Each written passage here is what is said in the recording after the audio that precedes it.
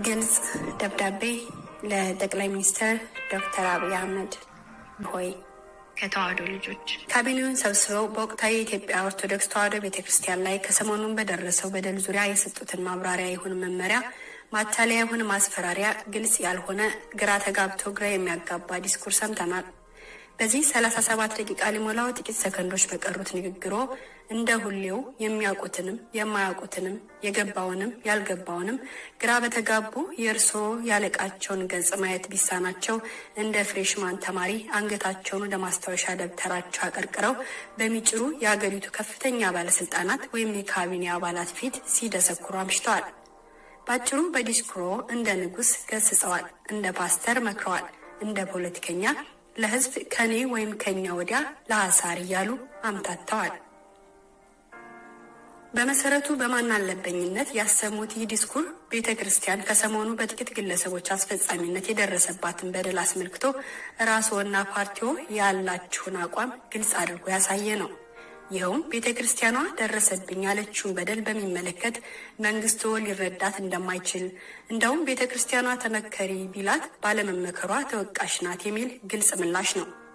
ይህ በእርስዎ አንደበት መገለጹ በቤተክርስቲያኗ ውስጥ በመንግስቱ ላይ ተስፋ ያደረጉ ካሉ ተስፋቸውን ቆርጠው በፍጥነት አቋማቸውን በማስተካከል መቆም ባለባቸው ቦታ እንዲቆሙ፣ የቀውሱ ምንጭ ማን እንደሆነ አስቀድሞ ለተረዱት ደግሞ በቆሙበት ጸንተው ትግሉን እንዲቀጥሉ የሚያደርግ በመሆኑ እግዚአብሔር መንፈስ ቅዱስ ጸፍቶ እንዳናገረው እናምናለን። ለዚህም የጸፋውን እግዚአብሔር መንፈስ ቅዱስና ተጽፈቶ የተናገሩትን እርስዎ እናመሰግናለን። በዲስኩሮ የአገሪቱን የእምነት ተቋማት በደምሳሳው በሶስት ነገሮች ማለትም በፖለቲካ፣ በሌብነትና በዘረኝነት ከከሰሱ በኋላ እርስዎና ፓርቲዎ ለኦርቶዶክስ አደረግንላት ያሏቸውን ውለታዎች በኩራት ዘርዝረዋል። የእነዚህን ውለታዎች ታላቅነት ለማስረዳትም ከእርስዎ መንግስት በፊት የነበሩትን መንግስታት ማለትም ወታደራዊው አስተዳደር ደርግና ኢህአዴግ በቤተ ክርስቲያኗ ላይ የፈጸሟቸውን ግፎች በመተረክ የተቀመጡበትን ወንበር በማይመጥን አኳኋን ቁስሏን ሲያነቁሩ አምሽተዋል።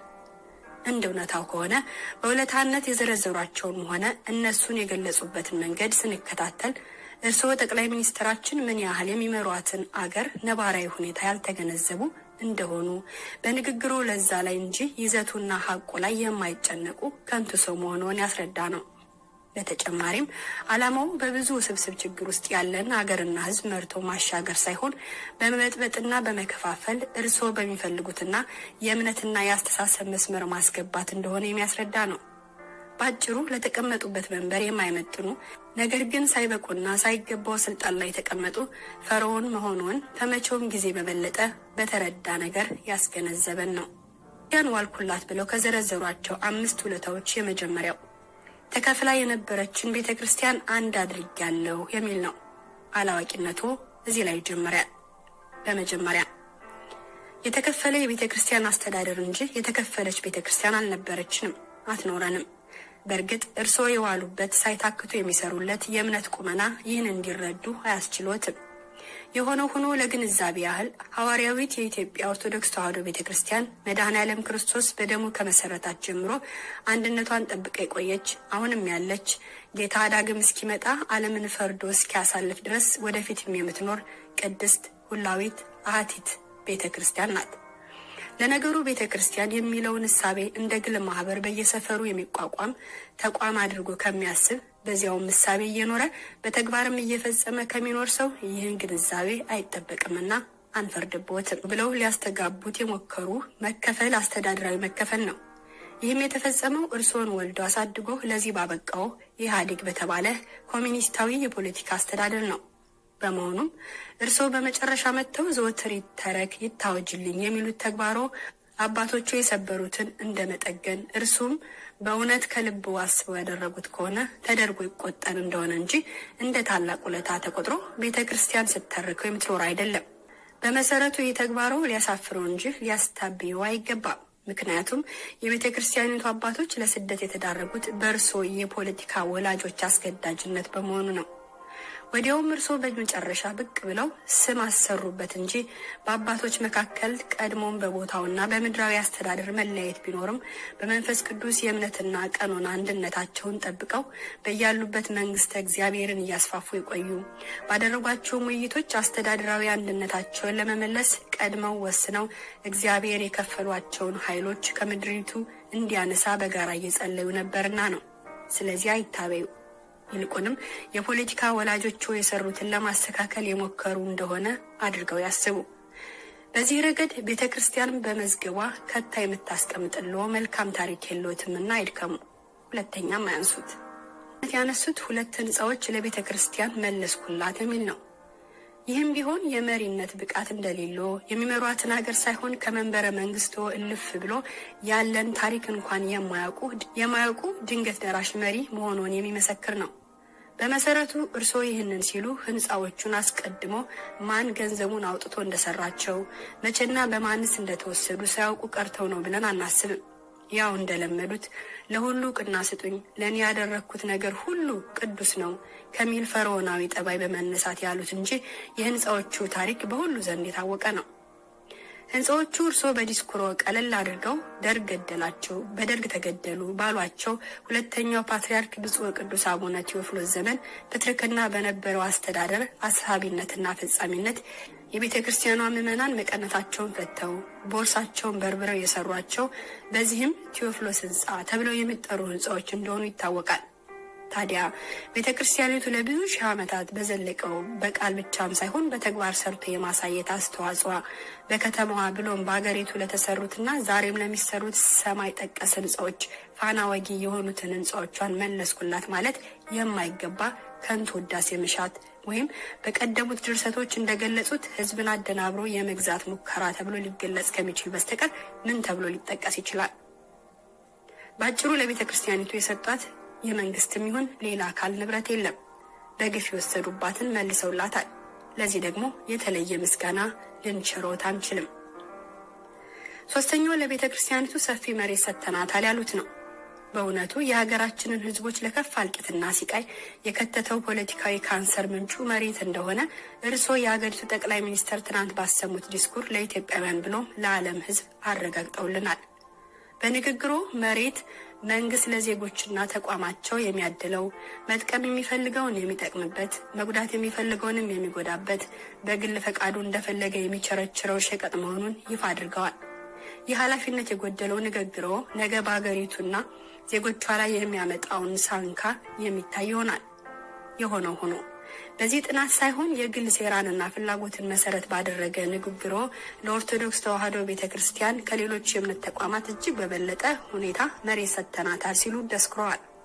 በመሰረቱም ይህ አሃዛዊ መረጃ ከጉዳዩና መረጃ ጋር ቅርበት ባላቸው ባለሙያዎች ደረጃ ተጣርቶ ተሰጠ የተባለው መሬት ከቀረበው የቤተ ክርስቲያን ፍላጎት ጋር በትክክል ተመዛዝኖ ቤተ ክርስቲያኗም እውነት ነው ተቀብያለሁ ብላ ምስክርነቷን ከሰጠች በኋላ ቢገለጽ መነጋገር ይቻል ነበር።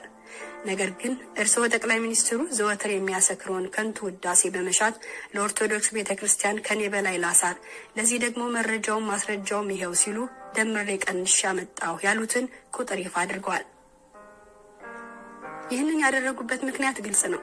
ቤተክርስቲያኒቱ በይፋ እየተዋጓት ያሉትን በአባልነቱ የእርስዎን ፋይናንስና የአስተዳደራዊ ድጋፍ ያልተለያቸውን ካሪዝማቲክ ጴንጤቆስጣል የእምነት ድርጅቶች ጭምር እንደ መካነ ኢየሱስ፣ ቃለ ሕይወት፣ ሙሉ ወንጌልና ካቶሊክ የመሳሰሉትን አብያተ ክርስቲያናት እንዲሁም ከክርስቶስ ማህበረሰብ ጋር ተስማምቶ ለዘመናት የኖረውን የሙስሊም ማህበረሰብ በቤተ ክርስቲያኗ ላይ እንዲነሱ ማድረግ ያለመ ነው። ባጭሩ ቤተ ክርስቲያኗ ጠላቶቿን ለማብዛት የታሰበ ብዔልዜቡላዊ ግብር ነው። ይህ ደግሞ እርስዎ ነገ ከቆሙበት ማማ ወርደው ለኢትዮጵያና ሕዝቦቿ የሚዳኙበት ወንጀል እንደሆነ ሊረዱት ይገባል። ወንጀለኛ ነዎት። የኢትዮጵያ ቤተ ክርስቲያን እርስዎ የገለጹትን ያህል የቆዳ ስፋት ያለው ቦታ ተቀብላ ከሆነ የሚያስወቅሳት፣ የሚያስከስሳት እርስዎ የፈለጉትን ውዳሴ እንድትቸር የሚያስገድዳት አይደለም። ምክንያቱም ቤተ ክርስቲያኒቱ በእቅፏ ይዛ ከምታስተምረውና ከምታገለግለው ሲያርፍም ነገ በትንሣኤ በክብር የሚነሳ ክብር ስጋውን ተቀብላ በቅጽሯ በክብር ከምታሳርፈው ዜጋ ቁጥር አንጻር እንኳን ያልተረጋገጠውን ቢረጋገጥም ከዚህ በላይ ስፋት ያለው ቦታ ያስፈልጋታል። ይህንንም ከሰሞኑ ያሳለፍናቸውን አበይት ዓመታዊ የአደባባይ በዓላትን ሳንቆጥር በየሰንበቱ በየአጥቢያ አብያተ ክርስቲያናቱ ተገኝቶ በተጣበበ ሁኔታ የሚገለገለውን ሕዝብ ቁጥር ማየት ብቻ ይበቃል። የኢትዮጵያ ኦርቶዶክስ ተዋሕዶ ቤተክርስቲያን ምዕመናን የአገሪቱ ዜጎች ናቸው። እንደ ዜጋ ደግሞ እምነታቸውን በነጻነትና በምቾት የመፈጸም መብት አላቸው። ይህንን የዜግነት መብታቸውን የሚሰጣቸውም ሆነ የሚነሳቸው ምድራዊ ኃይል ከቶ ሊኖር አይችልም።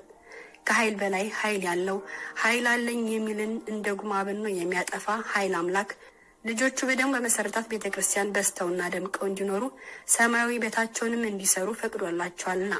ስለዚህ ክቡር ጠቅላይ ሚኒስትር ሆይ ለኢትዮጵያ ኦርቶዶክስ ተዋሕዶ ቤተክርስቲያን የሚገባትን ሳይሆን ከሚገባት በታች ሰጥተዋታልና ታመስግነኝ አይበሉ፣ አታመሰግኖትም።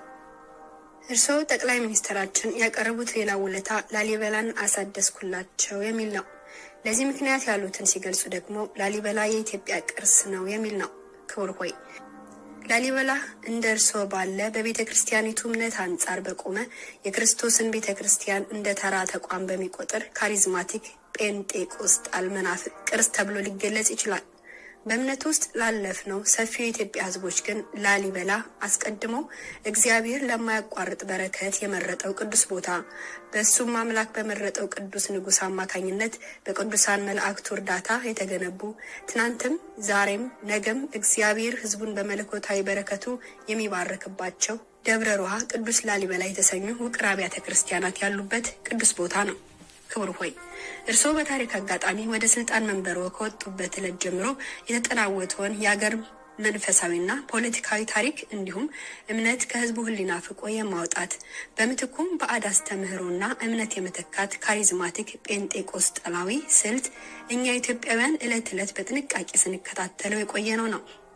ይህንንም እኩይ ዓላማውን ለማስፈጸም ከሚጠቀሙባቸው ስልቶች አንዱ በተገባውም ባልተገባውም መድረክ እየወጡ ህዝብ ለዘመናት በመስዋዕትነት ጭምር እየተንከባከበ ጠብቆ ያቆያቸውን ዛሬም እየተገለገለባቸው ያሉትን መንፈሳዊ ሀብታት ቅርሶች እያሉ የሚገልጹባቸው መሰሪ ስልቶ ነው። ይህንንም የትናንቱን ዲስኩሮን ጨምሮ በተደጋጋሚ ባደረጓቸው ዲስኩሮች በተደጋጋሚ ሲናገሩ ቆይተዋል።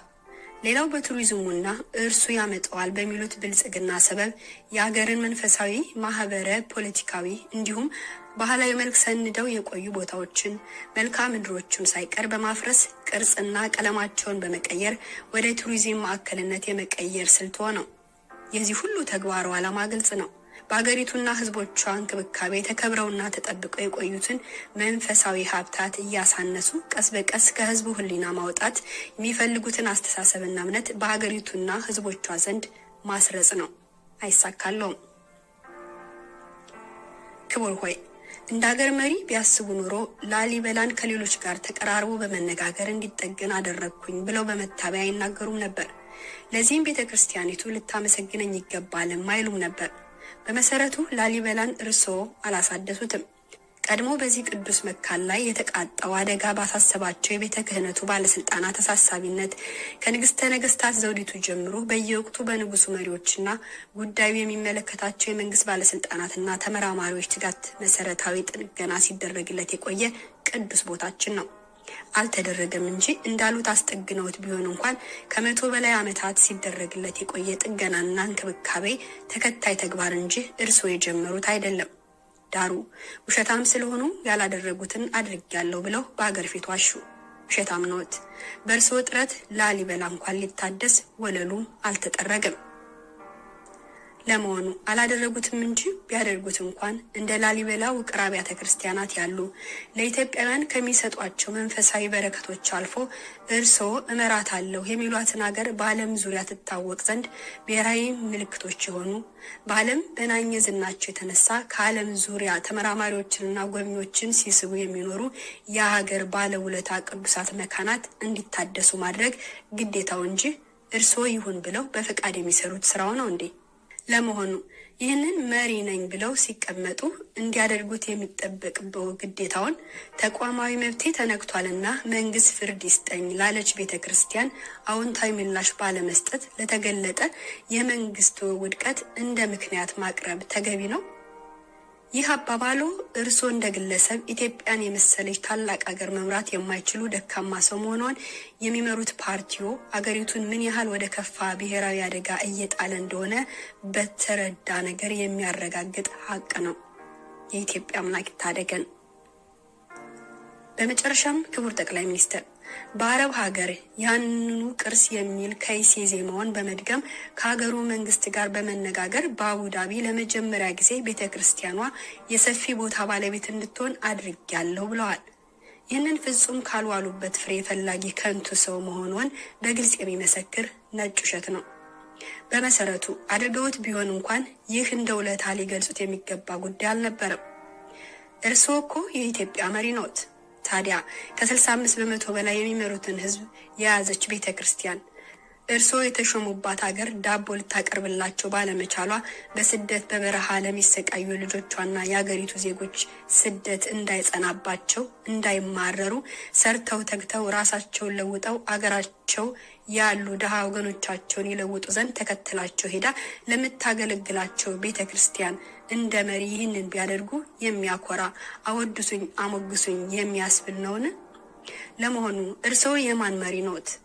ዳሩ ተሰጠ የተባለውን ቦታ በሚመለከት ያው እርስዎ በተለመደው ባሏልኩበት ልልቀም ብልጣ አካሂዶ ነገሩ ፍጻሜ ሲያገኝ ካሜራውን አስከትለው በቦታው በመገኘት ሸቀጡበት እንጂ ቤተክርስቲያኗ በአቡዳቢ ጨምሮ በሌሎች አካባቢው ሀገራት ልጆቿን ዕለት ዕለት እየሰበሰበች አምልኳን የምትፈጽምበት ቦታ ታገኝ ዘንድ ለ10 ዓመታት ጥያቄውን ስታቀርብ እንደነበረ የጻፈቻቸው ደብዳቤዎች ከብፁዕ ቅዱስ አቡነ ጳውሎስ ጀምሮ በየጊዜው ወደ አገሪቱ የሄዱ የቤተ ክርስቲያኗ መሪዎች ያቀረቧቸው ጥያቄዎች አስመልክቶ የተሰሩ ዘጋቢዎች ህያው ምስክሮች ናቸው። ስለዚህ እርስዎ ቅርስ ይሆናል ባሉት በዚህ በአቡዳቢ ቤተ ክርስቲያን ቦታ ላይ ያደረጉት ኢምንት ነው። ለዚህም ቤተ ክርስቲያን አታሞግሶትም። ክቡር ጠቅላይ ሚኒስትር፣ ቅድስት ቤተ ክርስቲያን ለእርስዎና ለሚመሩት መንግስት ያቀረበችው ጥያቄ ግልጽ ነበር። ይኸውም ተቋማዊ አንድነቴ እንደ ተቋም ከምተዳደርበትና ከማስተዳደርበት ህግና ስርዓት በወጣ መልኩ በህገ ወጥ ግለሰቦች ተደፍሯል። በመሆኑም መንግስት እርምጃ ወስዶ መብቴን ያክብርልኝ የሚል ነው። እርስዎ ግን እንደ መሪ ይህንን የህጋዊ ተቋም ህጋዊ ጥያቄ ከመመለስ ይልቅ በማያገባው ሲዘላብዱ ያልገባውንና የማያውቁትን ነገርም እያነሱ ሲዘላብዱ አምሽተዋል። እርስዎና መሰሎቹ በቤተ ክርስቲያን ላይ ትንቢት አስነግረው በጀት መድበው ፈጻሚ አሰማርተው ሰራዊት አስከትለው በደል ካደረሱባት ዕለት ጀምሮ የታየው የአባቶች ቁርጠኝነትና አንድነት ስለ ቤተ ክርስቲያናቸው ደህንነት የምእመናን በጋራ ሆ ብሎ መነሳት የአጋር አካላት ህብረት እንዳበሳጨውና እንዳስደነግጠው ከዲስኩሮ ለመረዳት ይቻላል። ትናንት አንድ ያደረጉ መስለው የቤተ ክርስቲያኒቱን አንድነት ለመናድ ቅዱስ ፓትርያርካችን ላይ ያደረጉት ግልጽና ስውር ዘመቻ ለመንበራቸው ታዛዥና ታማኝ በሆኑ አበውና ምእመናን የተቀናጀ መካከል እንደከሸፈቦ ሲረዱ፣ ዛሬ ደግሞ በሌላ መንገድ የአባቶቻችንን አንድነት ለመናድ በዲስኩሮ አባ ማቲያስ ጥሩ ሰው ናቸውና እንደሳቸው ሁኑ ሲሉ ከይሲያዊ ምክር ለመምከር ሲያቃትቱ ሰምተናል። ከይሲያዊ ምክር መባሉ ፓትርያርካችን ቅዱስ መልካም ለሁሉም ማርያ የማይሆኑ አባት ስለሆኑ አይደለም። ይህንን ለማወቅ የእርስዎን ምክር የሚፈልግ አባት ወይም ምዕመን የለም። እኛ ኦርቶዶክሳውያን የቅዱስ ፓትርያርካችንን ቅድስና በተረዳ ነገር እናውቋለን። በጸሎታችንም በቅዳሴያችንም ስንመክረውና ስንሰብከው የምንኖረው ሀቅ ነው። እርስዎ ግን ትናንትና እርስዎና የፖለቲካ ወላጆቹ በኦርቶዶክሳውያን መካከል በፈጠሩት የወንድማማቾች ጦርነት ቅዱስ አባታችን የተገለሉ በመሰለው ሰዓት መንበሯን ለመረበሽ ያደረጉት ነገር ግን በአባቶችና በቤተ ክርስቲያኒቱ ልጆች የተናበበ እንቅስቃሴ የከሸፈቦትን ሰይጣናዊ ጦር ዛሬም በሌላ መንገድ ወሩረውታል። አይሳካልዎትም። ክቡር ጠቅላይ ሚኒስትራችን፣ ጥቂት ተላላኪዎች በቤተ ክርስቲያናችን ላይ ያደረሱትን በደል እሱም 65 በመቶ በሚሆነው ኦርቶዶክሳዊ የአገሪቱ ዜጋ ላይ ትልቅ የሞራል ስብራትና ብሔራዊ ቀውስ ያስከተለ ድርጊትን አሳንሶ በገለጸ ዲስኩሮ ጉዳዩ በቋንቋችን እንገልገል የሚል ህገ መንግስታዊ ጥያቄ ባቀረቡ አካላትና አትገለገሉም ባለ ቤተ ክህነት መካከል የተከሰተ አለመግባባት አድርገው አቅርበዋል። በመሰረቱ ውሸታም መሰሪ ኖት። አይደለውም ካሉ በማያውቁት ጉዳይ ልፈትፍት ባይ ከንቱ ሰው ኖት። ለመሆኑ ይህንን አረጋግጠው ለተላላኪዎቹ ጥያቄ እውቅና ሰጥተው በድፍረት ከመናገሩ በፊት ኃላፊነት እንዳለበት ሰው ቤተክርስቲያኗ ኢትዮጵያውያንን በቋንቋ ለማስተማር በታሪክ ምን አይነት እንቅስቃሴ አድርጋለች? አሁንስ ምን እያከናወነች ነው? ለመሆኑ ይህ ተላላኪዎች እናውቅልሃለን ያሉትና የደቡብ ኦሮሚያ ህዝብ በጉዳዩ ላይ ያለው አመለካከት ምንድን ነው መጠየቅ ነበረበት። ቤተክርስቲያን እርሶ አነበዋለሁ አስተምረዋለሁ በሚሉት መጽሐፍ ቅዱስ የምትመራ እንደመሆኗ አቅሟ የፈቀደውን ያህል ከኢትዮጵያ አልፋ በዓለም ዙሪያ ስታስተምር የቆየች የምታስተምር ሐዋርያዊት ቤተክርስቲያን ናት። በመሆኑ ቅዱሳት መጽሐፍትን በተለይ በአፋን ኦሮሞ ተርጉማ ሰባኪያን ወንጌልን አሰማርታ ስታገለግል ቆይታለች። አሁንም በማገልገል ላይ ትገኛለች። ይህንንም በክልሎቹ የሚኖሩ ደጉ የቤተክርስቲያኑ አማኝ በተባበረ ቃል የመሰከረውና የሚመሰክረውም ነው። ይሁንና እርሶ ያሰማሯቸውን ልብሰ መነኮሳት ፖለቲከኞች ጨምሮ አገርን በመንደር በተኩ ጠባቦች አገልግሎቷን ጥላሸት ሲቀባ እንዳትገፋበትም እንዲሁ እንደሆኑ እንቅፋት ሲበዛባት ቆይቷል። ነገር ግን በእግዚአብሔር መንፈስ ቅዱስ አጋዥነት በምድሪቱ የሰደደችው ስር ጥልቅ በመሆኑ ቢታገሏት እንጂ የማትወድቅ የኢትዮጵያ ኦርቶዶክስ ተዋሕዶ ቤተክርስቲያን በደረሰባት ሳትበገር ሰማያዊ አገልግሎቷ በመላው ኢትዮጵያ ትቀጥላለችና አናዝንም።